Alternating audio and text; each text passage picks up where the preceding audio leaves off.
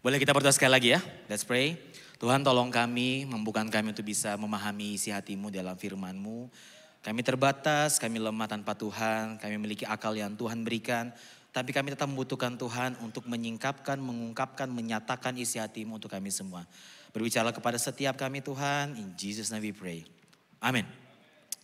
Oke, shalom semuanya. Nah saudara, CLCC di bulan ini, bulan November masih dalam tema di mana kita mau sama-sama belajar etika dalam bekerja. Pastor Andi sudah memulai dengan membahas tentang pekerjaan itu sebagai pelayanan. Jadi kita jangan anti dengan yang namanya pekerjaan. Dalam pekerjaan kita bisa mempermuliakan Tuhan melalui pekerjaan.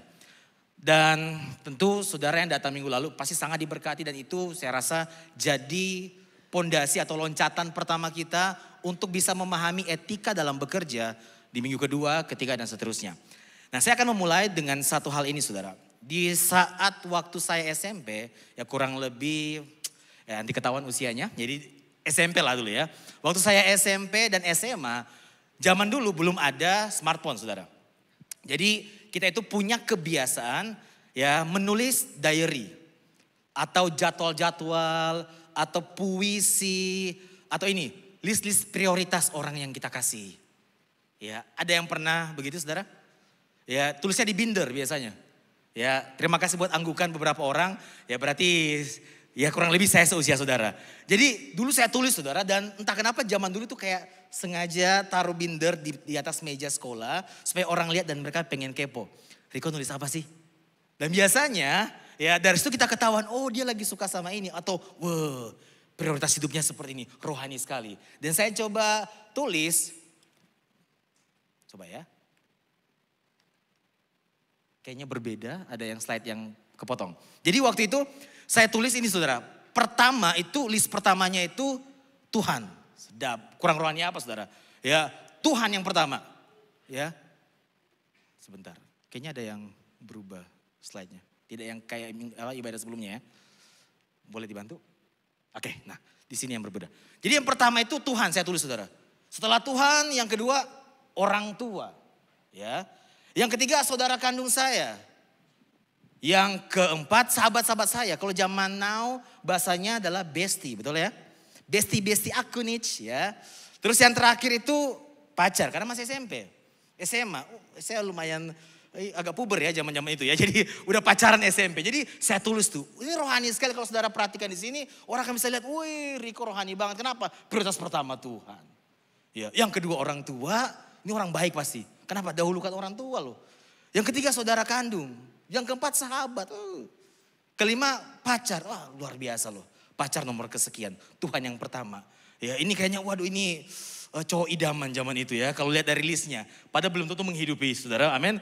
Nah dulu saya terjebak dengan priority ini saudara, prioritas ini. Dan saya pikir ini kebenaran. Ya, ketika saya melihat ini sebagai sebuah kebenaran, saya menempatkan Tuhan yang pertama.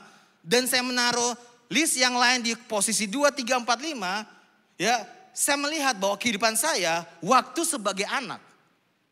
Berjumpa dengan orang tua saya tidak mencerminkan kasih Tuhan. Waktu saya dengan kakak-kakak saya tidak mencerminkan kasih Tuhan yang keluar dari kehidupan saya. Kenapa saya taruh mereka list kedua, tiga, ya, apalagi sahabat-sahabat saya, bahkan pacaran jadi nggak benar. Kenapa? Saya pikir Tuhan yang pertama, yang lain itu nggak ada area Tuhan di sana. Ya, nah makanya kalau saudara perhatikan di sini, sebenarnya waktu kita menempatkan Tuhan di posisi pertama atau segalanya dalam kehidupan kita. Otomatis harusnya begini, semua yang tadi, yang kelima, 4, 3, 2 harusnya masuk ke dalam yang pertama tadi. Bukan untuk kita cintai yang paling atau segalanya, tapi dari situ kita bisa mengasihi mereka seperti kita mengasihi Tuhan. Jadi kita tidak main-main lagi dengan orang tua kita, karena kadang kita di gereja ya rohaninya luar biasa, baca Alkitab tapi kita sakiti orang tua kita. Sama pasangan kita berbuat yang gak baik. Sama kakak kita, adik kita, sahabat kita. Kenapa kita pikir Tuhan itu terpisah dari hubungan kita dengan yang lain? Kita jadinya apa? Mendikotomi atau apa? Kita memisahkan Tuhan sini, yang lain ini. Padahal kalau kita menempatkan Tuhan sebagai pusat dalam kehidupan kita atau menjadi segalanya dalam kehidupan kita, hubungan kita dengan sesama pasti harusnya berubah. Yang setuju katakan amin. Bahkan perhatikan statement ini saudara. Cara kita memperlakukan sesama menunjukkan apakah Tuhan sudah menjadi segalanya di hidup kita. Saya ulangi lagi. Cara kita memperlakukan sesama, bagaimana kita memperlakukan sesama kita. Siapa sesama? Orang tua kita. Siapa sesama? Saudara kita. Pasangan kita. Teman-teman kita. Bagaimana kita memperlakukan mereka menunjukkan apakah Tuhan sudah menjadi segalanya dalam kehidupan kita. Kalau yang tadi saudara bilang saudara atau kita semua menempatkan Tuhan sebagai yang pertama, tapi hubungan kita dengan sesama kita bermasalah. Kita belum menempatkan Tuhan sebagai segalanya. Karena kalau kita menempatkan Tuhan sebagai segalanya dalam kehidupan kita, ada kasih Tuhan yang terpancar dalam kehidupan kita. Amin saudara. Supaya pada akhirnya kita sama-sama menghidupi ini. Kita semua menjadi hamba-hambanya Tuhan. Pastor Rani udah bahas kemarin. Kita ini semua hamba Tuhan. Kalau bukan hamba Tuhan, kita hamba siapa saudara? Kita menjadi hamba-hamba Tuhan, bukan hambatan Tuhan. Kita menjadi perpanjangan tangan Tuhan, bukan jadi batu sandungan. Kehidupan kita mempermuliakan Tuhan, bukan mempermalukan Tuhan. Kenapa? Ada kasih Tuhan yang terpancar dalam kehidupan kita. Secara gak sadar dalam hubungan, kita memisahkan antara Tuhan dan kehidupan kita yang sama. Padahal itu satu kesatuan. Demikian juga saudara dalam pekerjaan. Ya, terkadang kita suka memisahkan, ada dikotomi juga. Kita pisahkan our work and our worship. Kalau bekerja itu sekuler, itu gak rohani. Rohani mah ikut home. Rohani mah ikut kelas deeper. Rohani mah ke gereja. Betul itu rohani. Tapi apakah saudara ke kerja saudara, ke tempat kerja saudara itu enggak rohani? Kita suka pisahkan antara our work and our worship. Padahal semuanya itu rohani sebenarnya. Ya. Amin saudara. Makanya saya coba satukan dikotomi ini saudara. Dan saya pinjam kata ini dari salah satu teman pelayanan saya. Harusnya dalam pekerjaan kita sebut worship. Penyatuan antara pekerjaan dan juga penyembahan. Bukan kalau kita mengatakan seluruh kehidupan kita adalah penyembahan kita untuk Tuhan? Ya. Khotbah saya hari ini saya berikan judul tentang worship. Yang artinya everything should be spiritual. Enggak ada lagi pemisahan itu. Enggak ada lagi dikotomi itu lagi. Semua yang kita lakukan adalah penyembahan untuk Tuhan. Yang setuju katakan amin. Nah kalau saudara perhatikan dalam Lukas 17 ayat 20 sampai 21 dalam terjemahan saudara Indonesia. Ya firman Tuhan bilang begini saudara. Beberapa orang Farisi bertanya kepada Yesus. Kapan Allah datang untuk mendirikan kerajaannya? Jawab Yesus, kerajaan Allah tidak akan tampak secara jasmani, seperti kerajaan yang ada di dunia ini. Orang tidak akan berkata ibu kota kerajaan Allah ada di sini atau Allah sudah mendirikan kerajaan di sana. Karena apa? Pemerintahan Allah di tengah-tengah kita sudah berjalan. Saat itu orang Farisi lagi mempertanyakan statement-statement Yesus tentang apa kerajaan Allah. Ya, bertobatlah sebab kerajaan Allah sudah dekat. Mereka menuntut bahwa bukti secara jasmani dong, tunjukkan kerajaan itu seperti apa. Mana? Enggak ada. Dan Yesus sampaikan, no. Kerajaan Allah atau pemerintahan Allah di tengah-tengah kita sudah berjalan. Dan tahukah saudara bahwa kita semua dipanggil untuk bawa pemerintahnya ke dunia? Ya. Di dalam kerajaan selalu ada yang namanya raja. Selalu ada namanya umat. Dan selalu ada namanya perintah, titah, apalagi protokol, budaya. Bahkan kalau saudara perhatikan di beberapa negara yang kental dengan budayanya, waktu saudara ketemu mereka, dari pakaiannya saja saudara bisa nebak ini dari negara mana. Kenapa? Ada budayanya, dari bahasanya. Contoh aja ini, kalau saudara ketemu orang yang dikit-dikit gini. Itu apa saudara? Orang Jepang, karena budayanya kayak gitu. Saya kurus kayaknya kalau di Jepang ya, kayak gitu terus ya. Budaya, saudara bisa ini orang Jepang. Karena budayanya seperti itu. Amin. Kalau tukang gibah itu budaya mana saudara? Ya, kita dipanggil bukan jadi gossiper tapi worshiper, amin. Ya, Jadi dari budaya saja saudara bisa kenal dia berasal dari mana. Yang jadi pertanyaan begini, di tempat kerja kita, apakah orang di sekitar kita itu melihat ada budaya kerajaan surga? Apakah selama ini dalam kehidupan kita, Tuhan memerintah atas hidup kita? Atau sebaliknya, kita main perintah Tuhan? Yang jadi raja siapa? Kita main perintah-perintah Tuhan. Kita berada di negara republik, jadi kita bisa berargumen, kita bisa unjuk rasa, ada namanya demokrasi. Tapi kalau dalam kerajaan, saudara, negara kerajaan itu apa kata raja diikuti. Gak boleh enggak. Titahnya apa diikuti. Dalam kerajaan surga pun demikian. Kita mau ikuti apapun yang Tuhan perintahkan dalam kehidupan kita. Termasuk untuk apa? Menjadi garam dan terang dunia. Di tempat kita berada. Bahkan kalau saudara perhatikan, ya, di dalam 1 Korintus 10 ayat 31 juga bilang begini. Aku menjawab, jika engkau makan atau jika engkau minum dan atau jika engkau melakukan sesuatu yang lain, lakukanlah semuanya itu untuk apa? Makan aja, saudara.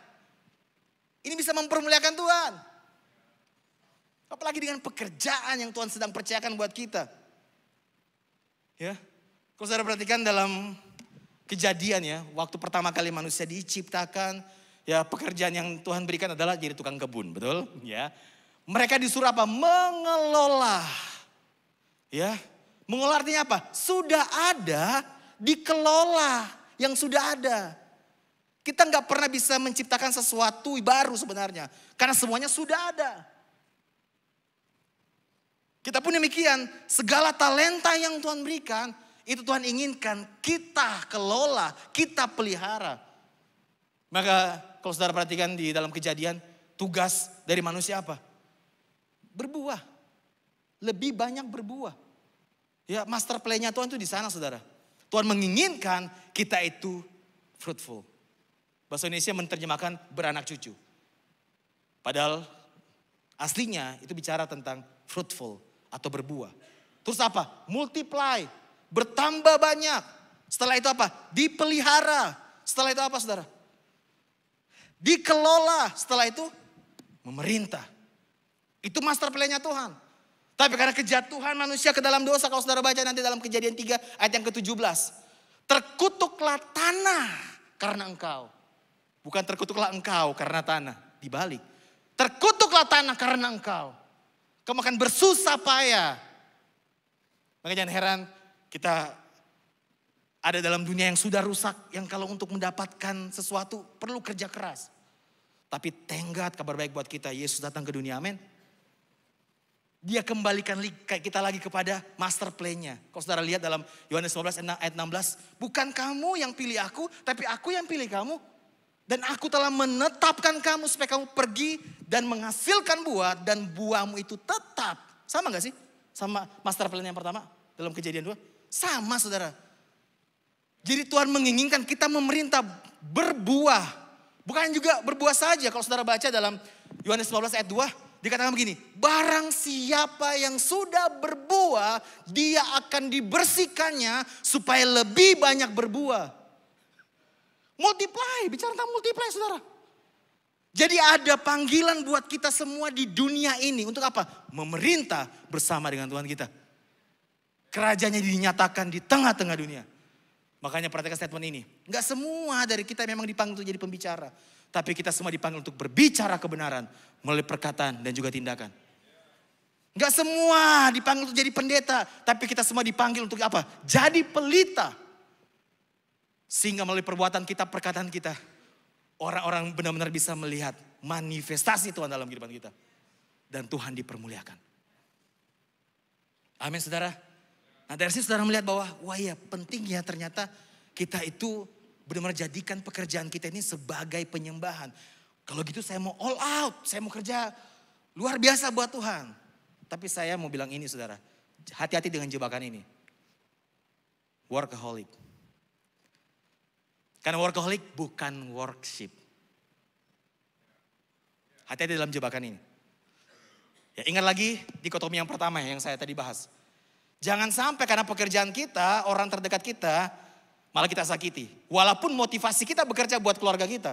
Tapi kita gak punya waktu buat mereka. Kita nggak kasih pelukan buat anak-anak kita. Kita nggak kasih afirmasi kebanggaan buat anak-anak kita. Saya di ibadah pertama dan kedua tadi di ibadah bless saudara. Dan saya membahas tentang laziness atau kemalasan. Waktu saya pelajari ternyata ada beberapa faktor kenapa orang jadi malas. Salah satu generasi muda itu malas karena apa? Karena mereka tidak terkoneksi dengan keluarganya. Mereka lebih terkoneksi dengan apa? Gadget mereka. Kenapa? Di dalam gadget ada game. Di game mereka lebih dihargai. Ketika mereka gagal, mereka buat salah, apa yang game katakan? Try again. Di rumah mereka buat salah, dihakimi, dipukul. Ketika mereka berhasil di game, apa yang dikatakan oleh game? Good job. Ada ini animasi-animasi juga, du. Makin ketagihan lah mereka. Di rumah mereka juara, mereka progresnya ada. Malah kamu jangan lebay, jangan sombong, jangan mencuri kemuliaan Tuhan. Akhirnya jangan heran mereka memilih untuk melekat terkoneksi dengan media, game ataupun sosial media. Karena buat mereka, yang mereka butuhkan mereka temukan di sana. Makanya saudara, peran kita sebagai keluarga, orang terdekat dengan orang anak-anak kecil, ya anak kita itu penting banget saudara. Ya, amin saudara. Jadi workaholic itu bukan worship. Apa sih workaholic saudara? Ya, saya coba rangkum ini istilahnya ini. Bahwa workaholic adalah istilah yang digunakan untuk menggambarkan seseorang yang apa? Gila, candu akan kerjaan. Saya berdoa firman ini buat saudara yang sedang di sana atau lagi menuju ke sana.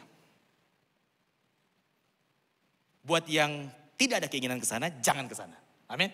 Makanya firman Tuhan ini ada. Jadi workaholic adalah istilah yang digunakan untuk menggambarkan seseorang yang gila atau kecanduan kerja. Dirinya akan bekerja terus menerus dan lebih mementingkan pekerjaan secara berlebihan. Bahkan membuatnya mengesampingkan aspek kehidupan yang lain. Dia lupakan area yang lain. Kerja, tipes. Kalau anak zaman now nggak kenal kata tipes. Kerja, GERD. Itu lebih kayak GERD kayaknya wow ya. Ya, amin saudara. Jadi ini saudara, coba mari sama-sama kita renungkan apakah kita ada di sana atau sedang menuju ke sana. Nah penyebabnya apa? Karena gini, ketika mereka bekerja ternyata ada sebabnya. Ketika mereka candu kerja ada sebabnya. Kenapa? Karena gini, mereka menemukan apa nilai dan identitas diri dari pekerjaannya. Karena waktu mereka begitu, mereka menemukan titik tertentu, mereka dapat pencapaian, penerimaan. Orang kasih pujian, wah lu keren loh. Wah, jadi pujian orang jadi sesuatu yang buat kita nagih. Jadi itu kenapa kita mau kerja keras demikian. Atau tekanan sosial, dapat pressure dalam keluarga. Kamu mau nikah lo tahun depan? Ya, ini gimana ini? Yang bayar gedung siapa? Pressure tuh, ya. Jadi kerja mati-matian melupakan aspek yang lain, saudara. Atau ini saya suka poin yang ketiga, melarikan diri dari masalah yang lain misalnya. Ada masalah di rumah, daripada dia ke rumah berantem, ya udah dia kerja aja terus. Sampai susah pulang. Alasnya bagus soalnya kerjaan. Tarik pesan ini ke kerjaan saudara masing-masing. Bisa jadi pelayanan juga soalnya. Pelayanan dijadikan pelarian. Kenapa? Oh ini orang-orang kan ngomong tentang kasih aman. Di rumah ketemu dia lagi kan kabur. Jadi kita pelayanan holik gitu. Perfeksionisme yang jelas berbeda dengan excellent service. Itu dua hal yang berbeda. Perfeksionisme dengan excellent service dua hal yang berbeda. Saudara bisa lihat dari bagaimana Daniel hidup. Yang terakhir adalah keinginan untuk mengontrol. Karena kalau dia nggak kayak gini, masa depan gue gimana? Ada orang bilang, kan ada firman Tuhan katakan karena masa depan musuh gak ada harap nanti akan hilang. Bukan, entar dulu. Itu kata firman, tapi kata gue enggak. Gue harus kontrol hidup gue sedemikian rupa, gue harus maksimal supaya apa? Masa depan gue aman nanti. Nanti gimana gue tiba-tiba gak dapat orderan, gak dapat terobosan lain. Gimana?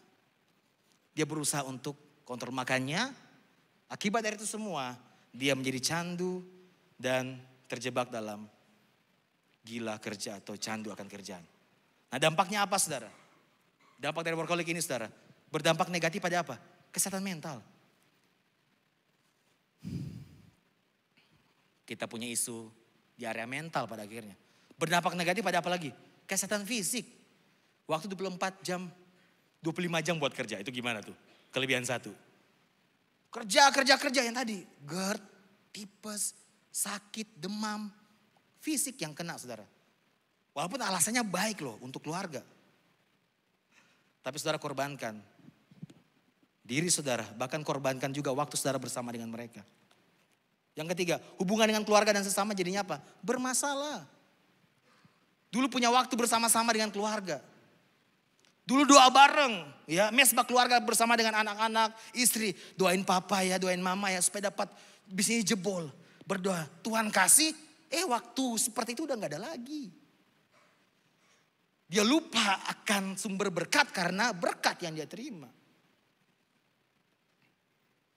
Jadi apa? Waktu bersama Tuhan yang diabaikan atau terabaikan. Dulu sediakan waktu untuk Tuhan, sekarang sisakan waktu untuk Tuhan. Itu pun kalau ingat. Biasanya buat doa makan sama doa sebelum tidur. Lupa berdoa lagi ya. Tuhan terima kasih buat apa? Aminnya besok pagi. Saking sisakan waktu itu sudah sisa banget tuh. Harusnya kan sediakan waktu saudara. Amin. Kenapa? Kita butuh Tuhan. Tahu gak saudara? Ya, yang terakhir. Pekerjaan jadi penyembahan berhala. Kenapa pekerjaan bisa menjadi penyembahan berhala? Karena pekerjaan mengganti posisi Tuhan di hidup kita. Pekerjaan menjadi apa? Sesuatu yang paling penting dalam kehidupan kita. Sehingga kita melupakan pribadi Tuhan yang memberikan kita pekerjaan. Nah kalau saudara perhatikan ini, sebenarnya kalau saudara ada di area workaholic, gila kerja, candu kerja, yang terlihatnya kan itu. Tapi sebenarnya ada akar. Kenapa itu muncul? Yang tadi, berhala kontrol. Saudara pengen kontrol kehidupan saudara. Artinya apa? Saudara gak percaya Tuhan bisa memberikan masa depan buat saudara. Kita lebih percaya kita hidup karena gaji, bukan karena janji. Bukan kalau kita mengatakan Tuhan gak pernah lalai menepati janjinya dalam 2 Petrus 3 ayat 9. Bukan kalau kita mengatakan karena masa depan sungguh ada dan harapan tengah akan hilang. Kita lebih percaya kita jadi Tuhan, kita yang kontrol masa depan kita daripada firman Tuhan yang sampaikan kepada kita. Berhala kontrol membuat kita pada akhirnya jadi workaholic. Yang kedua, approval, penerimaan. Kita lebih senang dipuji oleh orang waktu kita naik jabatan, gaji kita naik, kita bisa traktir orang karena uang kita mungkin lebih banyak daripada karya salib Yesus yang sudah berikan kepada kita segalanya. Yang kita gak pernah kekurangan namanya penerimaan dan kasih sayang sebenarnya. Manusia itu gak pernah kekurangan kasih sayang saudara. Karena kasih sayang itu sudah Tuhan berikan kepada kita setiap saat, setiap hari. Masalahnya fokus kita ke kasih sayangnya siapa. Approval, kita senang dengan penerimaan. Dipuji oleh teman. Gila lu ingat gak sih waktu lu sekolah dulu lu nakal banget. Tapi zaman sekarang udah gak kenal dengan namanya banget. Bet, ya BET. Nakal bet. Dulu lu nakal bet, sekarang gila lu sukses ya. Keisi tuh. Jadi kita gitu lagi, getol lagi. Supaya apa? Dapat penerimaan, dapat pengakuan. Seolah-olah kita bilang begini, Yesus karya salibmu belum cukup. Penerimaan si ABC itu lebih indah buat aku. Aku menemukan keberhargaanku dari tepuk tangan mereka. Daripada karya salib Yesus. Yang ketiga yang menyebabkan workaholic adalah comfort, kenyamanan. Udah dapat semuanya. Ya udah dapat segalanya. Nyaman lari dari masalah. Apalagi kan kita sudah sering belajar ya bahwa kita tuh selalu dipindahkan Tuhan dari zona nyaman ke zona iman. Itu selalu kayak gitu saudara. Gak ada pertemuan dalam kenyamanan. Amin. Yang terakhir power. Kalau udah punya posisi uang di sini. Yang kita pegang uangnya banyak. Kita punya kuasa. Gue bisa kontrol orang. Sembah gue, sembah. Uang gue banyak. Mau makan di mana bro? Gua traktir. Kita merasa kita bisa kontrol orang. Kita punya kuasa di sana. Kita dapat penerimaan orang dan kita merasa diterima, berharga. Itu artinya kita sedang bilang bahwa Tuhan kasihmu belum cukup. Jaminan akan masa depan yang kau janjikan itu bohong. Itu gak cukup. Apakah benar demikian? Jelas tidak saudara. Makanya berhala, gila kerja ini kita mau hancurkan bersama-sama. Amin saudara. Tadi saya sudah bahas bahwa kita dalam pemerintahan Tuhan. Perhatikan statement ini. Tuhan bukan hanya memerintah kita, tapi juga Tuhan memelihara kita. Saya ulangi lagi. Tuhan bukan hanya memerintah kita dengan kasih-Nya untuk membawa pemerintahnya ke dunia. Tapi Tuhan juga apa? Memelihara kita semua. Dia pelihara kita semua, saudara. Saudara lagi diutus ke satu tempat. Ingat, kalau saudara diutus, Tuhan urus. Yang penting kurus. Enggak. Itu saya ya kalau itu yang penting kurus ya. Kalau Tuhan utus, Tuhan pasti urus. Kalau Tuhan yang memerintah, Dia akan pelihara. Amin, saudara. Ya, makanya kalau saudara perhatikan juga dalam Keluaran 20 ayat 9 sampai 11, versi BMK-nya bilang begini. Ini firman Tuhan disampaikan untuk orang Israel. Yang saat itu, saudara, ya, mereka masih dalam mentalitas Mesir. Ya, jadi mereka masih kejebak dengan budaya waktu mereka di Mesir. Setiap hari mereka kerja, mereka dituntut banyak hal. Jadi mereka masih ke bawah pola waktu mereka di Mesir. Dan firman Tuhan ini, perintah ini disampaikan kepada orang Israel yang baru keluar dari Mesir. Dan firman Tuhan berkata begini, kamu kuberi 6 hari untuk bekerja. Tetapi hari yang ketujuh adalah hari istirahat yang khusus untuk aku, kata Tuhan. Pada hari itu tak seorang pun boleh bekerja. Baik kamu maupun anak-anakmu, hamba-hambamu, ternakmu atau orang asing yang tinggal di negerimu. Dalam waktu 6 hari aku Tuhan. Ini comparison-nya dengan Tuhan. Dalam waktu 6 hari aku Tuhan membuat bumi, langit, lautan dan segala yang ada di dalamnya. Tetapi pada hari yang ketujuh aku beristirahat. Tuhan ingatkan, aku loh Tuhan. Yang menciptakan semuanya ini beristirahat. Kok kamu gak ada istirahat-istirahatnya? Kenapa? Karena mereka masih ke bawah mental budak mereka di Mesir. Makanya saya sering bilang, untuk mengeluarkan bangsa Israel dari Mesir lebih mudah daripada mengeluarkan Mesir dari kepala bangsa Israel. It's all about mentality. Ya, itulah sebabnya aku Tuhan memberkati hari Sabat dan mengkhususkannya bagi diriku. Kalau saudara perhatikan juga kehidupan Yesus. Dia melayani, ada waktu dia solitude and silent. Dengan Bapa doang. Dia utus murid-muridnya pergi menyeberang ke Kapernaum. Dia mau bersama-sama dengan Bapa saja. Amin. Makanya saudara perhatikan statement ini. Pekerjaan adalah berkat dari Tuhan untuk kita. Jangan jadikan itu sebagai sesuatu yang menggantikan posisi Tuhan di hidup kita. Ya, kita berdoa banyak hal dulu tentang terobosan-terobosan. Berkat Tuhan. Tapi waktu Tuhan udah berikan berkatnya, kita malah melekat pada berkat, bukan pada sumber berkat. Ya. Yesus katakan ini, saudara. Dalam Matius 11 ayat 28 sampai 30, saya akan tutup dengan ini. Datanglah kepadaku, dalam versi terjemahan sederhana Indonesia. Datanglah kepadaku kamu semua yang telah menanggung berbagai kesusahan berat. Tuhan paham kenapa kita bekerja keras, kenapa kita candu kerja, kenapa? Karena kita punya tanggungan, karena kita menanggung beban berat dan lain-lain. Tapi Tuhan undang, yuk ke sini, yuk kepadaku, kamu yang lagi menanggung berbagai kesusahan berat, aku akan menolongmu dan membuatmu lega. Saya suka kalimat selanjutnya, tunduk dan bergantunglah padaku. Selama ini kita bergantung sama siapa? Sama diri kita. Pencapaian kita, orang lain keadaan. Tapi Tuhan katakan gini, sini bebanmu, berikan kepadaku kamu yang lagi capek karena bebanmu. Dan tunduklah kepadaku. Bergantunglah kepadaku. Lalu Yesus katakan gini, belajarlah dariku. Karena aku rendah hati dan akan memimpinmu dengan lemah lembut. Maka kamu pun akan merasa lega. Karena bila kamu tunduk dan bergantung padaku, bebanmu yang berat menjadi ringan. Dan beban yang aku berikan pun ringan. Amin, saudara. Mari sama-sama renungkan pertanyaan reflektif ini. Apakah selama ini kita sudah bergantung sama Tuhan? Atau kita masih bergantung pada diri kita, kemampuan kita, pencapaian kita, penerimaan orang lain, atau apapun itu? Saya akan tutup dengan ini. Bagaimana mengatasi workaholic, saudara? Yang jelas pertama adalah prioritaskan kembali hubungan kita dengan Tuhan. Kita butuh Tuhan. Pekerjaan pun dari Tuhan, saudara.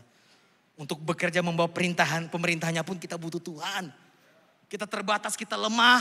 Kita adalah pribadi yang selalu membutuhkan Tuhan. Kita butuh hikmat Tuhan. Karena pikiran kita ini manipulatif banget. Kita butuh Tuhan. Ya, yang kedua, renungkan firman, renungkan Injil. Tentang apa? Identitas. Bahwa kita sudah diterima, sudah dicintai. Penerimaan dari Tuhan itu cukup untuk kita. Renungkan firman tentang apa? Tentang masa depan. Bahwa Tuhan adalah Tuhan yang telah berjanji dan pasti akan menepati. Dia adalah Tuhan yang memelihara kita semua. Dan sekalipun aku dalam lembah kekelaman, Dia ada di sana. Renungkan firman Tuhan terus saudara. Supaya apa? Kita gak terjebak, melekat pada kerjaan kita. Tentang rasa aman dan lain-lain. Renungkan firman Tuhan. Dan yang terakhir, tetapkan batasan pekerjaan. Gini, ada season mungkin saudara saat ini sedang bekerja menghandle banyak hal. Tapi ingat bebek, di season saudara sekarang, ada beberapa hal juga yang attach dengan saudara. Dan itu jangan diabaikan. Apa itu? Keluarga saudara. Pasangan saudara. Anak saudara. Mereka juga lagi attach dalam seasonmu sekarang. Jadi jangan sampai gara-gara pekerjaan kita mengabaikan hubungan kita dengan orang lain. Dan yang terakhir 4 sebenarnya ada saudara. Cuma itu opsional, saya nggak taruh. Apa tuh solusinya yang keempat? Liburan. Kita butuh liburan saudara. Tapi healing dalam apa? Healing dalam Tuhan ya. Karena banyak orang, Kak aku mau liburan, mau healing. Healing kagak, hilang iya. Kenapa? Karena waktu liburan, begitulah saudara. Jadi healing di dalam Tuhan. Ambil waktu karena memang kita butuh waktu bersama dengan keluarga kita. Ajak saudara, ajak orang tua, ajak anak liburan saudara. Mungkin di momen liburan itu saudara bisa minta maaf. Saya sorry ke anak saudara, istri saudara. Ingat kita gak luput dari salah saudara. Kita gak lebih benar dari siapapun yang kita anggap gak baik. Kita gak lebih baik. Sama aja. Lagi berubah jalan semua kan kita sekarang ini. Lagi berubah jalan. Kolose 3:10 katakan apa? Dan telah mengenakan manusia baru yang terus menerus diperbarui untuk mencapai gambar kaliknya. Masih terus menerus diperbarui. Amin. Minta maaf kalau mungkin karena pekerjaan saudara itu melukai pasangan saudara, anak saudara. Saya sorry. Buat saudara mungkin saudara gak salah. Tapi kalau mereka merasakan gara-gara pekerjaan saudara, pelayanan saudara, itu membuat mereka kehilangan saudara. Saya sorry. Minta maaf gak selalu tanda lemah kok. Minta maaf justru itu adalah tanda cinta. Karena itu jadi saudara sedang bangun jembatan. Untuk terhubung kembali dengan orang yang saudara sayang. Saya sorry. Maafin papa ya. Maafin aku ya yang. Oh ayang saya gitu. Itu kalau masih pasangan-pasangan baru. Kayak saya ini baru 4 bulan nikah. Minta maafnya masih gitu. Saya gak tahu 10 tahun lagi kayak gimana. Tapi saya percaya Tuhan bekerja dalam segala sesuatu. Amin. Jadi liburan kalau saudara perlu liburan, makanya saya kasih opsional karena nggak semua orang punya kesempatan untuk liburan. Saya kasih liburan gratis saudara. Apa itu? Dalam hadirat Tuhan. Ketenangan saudara temukan di sana. Kemampuan untuk minta maaf pun saudara akan temukan di sana. Karena Tuhan pada akhirnya sumber di segalanya dalam kehidupan kita. Amin. Saya akan tutup dengan statement ini saudara. Pada akhirnya, do your best for God. From a place of rest in God. Dari rest, kita berikan yang terbaik untuk Tuhan. Kita butuh rest, supaya gak stres. Amin. Tuhan gak mau kita bekerja, ujungnya kita jadi stres. Orang pekerjaan dari Dia kok. Dan kita juga mau bekerja bersama-sama dengan Dia. Sehingga nama Tuhan dipermuliakan buat kehidupan kita. Amin, mari kita berdoa. Tuhan kami berterima kasih buat kebaikan Tuhan di dalam kehidupan kami. Kalau kami renungkan dari kami saat ini sampai sekarang, kehidupan kami saat ini adalah kumpulan dari rangkaian kesalahan, kegagalan yang pernah kami buat. Tapi selalu ada rangkaian keberhasilan yang Tuhan kerjakan dalam kehidupan kami. Membawa kami kembali pada rencana-Mu. Keindahan kasih-Mu ini yang membuat kami gak mau berhenti dalam Tuhan. Karena it's not about us. Kalau kami lihat diri kami banyak lemahnya, banyak keterbatasannya. Tapi kami melihat pribadi-Mu yang tak terbatas. Kasih-Mu yang begitu indah. Dan kami mau selesaikan waktu kami di dunia ini. Sisa hidup kami ini untuk melakukan apa yang berkenan di hadapan-Mu. Engkau Tuhan yang selalu bekerja di dalam segala sesuatu. Dan kami percaya itu Tuhan. Termasuk hari ini. Melalui firman Tuhan yang kami dengar. Mungkin kami merasa tersinggung, merasa kayak gak setuju dan lain Tuhan. Karena kami lagi mempertahankan ego kami. Tapi kami mau belajar hari ini Tuhan. Memindahkan gantungan kami. Gak lagi bergantung kepada kemampuan kami. Tapi mau tunduk dan bergantung kepada Tuhan. Orang gak akan pernah bisa bergantung kalau dia tidak melemahkan dirinya. Itu bukan gantung namanya. Kami hari ini Tuhan mau bergantung. Artinya kami mau menyandarkan diri kami sepenuhnya kepada Tuhan. Dalam pekerjaan kami, dalam pelayanan kami, di semua area kehidupan kami, dalam kuliah kami. Kami mau bertunduk dan bergantung kepadamu. Kami terbatas, kami lemah. Kami pernah kuat tapi kami gak bisa selalu kuat. Kami sadar benar kami begitu banyak lemahnya. Tapi seperti yang Paulus katakan Tuhan. Ini juga yang mau kami katakan. Justru dalam kelemahanlah kami bermegah. Karena waktu kami lemah, Tuhan kuatkan kami. Tuhan tolong kami. Saat ini Tuhan kami berdoa untuk setiap pekerjaan kami, hubungan kami dengan keluarga kami, kuliah kami. Apapun yang Tuhan lagi percayakan dalam kehidupan kami. Tolong kami Tuhan. Mampukan kami supaya apa yang kami lakukan itu menjadikan Engkau pusat segalanya Tuhan. Dan hanya untuk mempermuliakan Tuhan saja. Berkati firman-Mu, kami terima firman-Mu. Dan biarlah Engkau memateraikan itu dalam hati pikiran kami. Dan kami mau menjadi pelaku-pelaku firman-Mu. Di dalam nama Tuhan Yesus kami berdoa dan juga mengucap syukur kepada-Mu. Haleluya. Amin.